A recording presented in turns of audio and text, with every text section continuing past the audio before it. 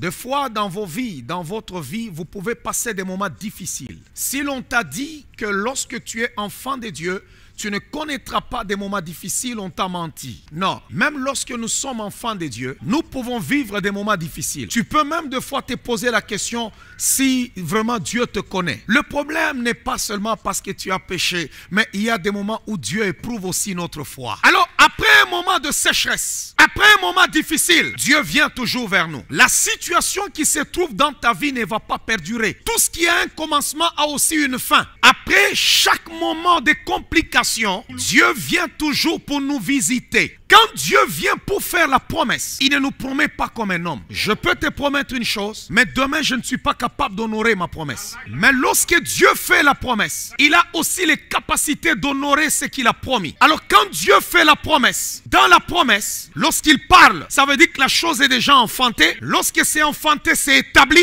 Et une fois que c'est établi, c'est déjà accompli. Donc ça veut dire que c'est impossible que cela n'arrive plus. Alors une des choses qu'il faut d'abord comprendre quand le Seigneur vient pour nous parler, la première des choses que Dieu veut d'abord changer notre pensée, notre façon de voir. Tu dois changer ta façon de voir. Tu dois changer ta façon de faire les choses. Dieu veut d'abord affecter tes pensées. Il y a des gens qui ne peuvent jamais avancer dans la vie parce qu'ils pensent toujours comme ils étaient hier. On va aussi étendre le deuxième point que je te dis, c'est enlever les limites, les limitations, enlever toute limitation à ta vie. Quand Dieu te fait une promesse, c'est pour défier notre confort. Tu dois voir grand et refuser de fois ce que tu pouvais vivre hier. Et la troisième des choses, c'est fortifier le fondement de notre vie. C'est pourquoi il lui dit, affermis tes pieds, fortifie le fondement de ta vie. Alors comment est-ce qu'on peut fortifier le fondement de notre vie? C'est en changeant le caractère. Il y a des choses qui doivent changer dans ta vie. Il y a des endroits où quand tu es, tu peux mentir et puis ça passe. Mais il y a des milieux où tu ne peux plus mentir et ça va passer, ça va te détruire. Le même péché qui ne tuait pas le prêtre dans le parvis, le même péché le tuait dans le lieu saint. La quatrième des choses, il dit, n'aie pas peur. N'aie pas peur.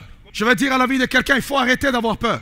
Dans le cinquième point, il te rassure qu'il va te protéger. C'est pourquoi il dit, toute arme forgée contre toi sera sans effet. Parce que Dieu sait que quand il t'élève, ça suscite toujours des ennemis dans nos familles, dans notre entourage. Dans ceci, on aura des ennemis à cause de notre élévation. Alors lui, il se positionne déjà, il sera l'épée de ta gloire. Il ne permettra pas que l'ennemi te touche.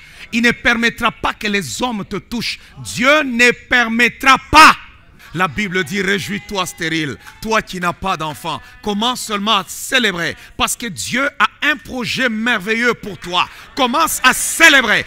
Dieu a un projet merveilleux pour toi. Écoutez-moi très bien. Vous devez avoir confiance au Seigneur. Avoir une foi inébranlable. Que quand Dieu parle, il parle dans l'éternité. Et dans l'éternité, il n'y a pas de temps. Dans l'éternité, il n'y a que le présent. C'est toujours maintenant. Dans l'éternité, il n'y a pas d'hier. Et dans l'éternité, il n'y a pas de demain. Dans l'éternité, il n'y a que maintenant. Il y a une bonne saison qui commence. Non, je le redis encore, il y a une bonne saison qui commence.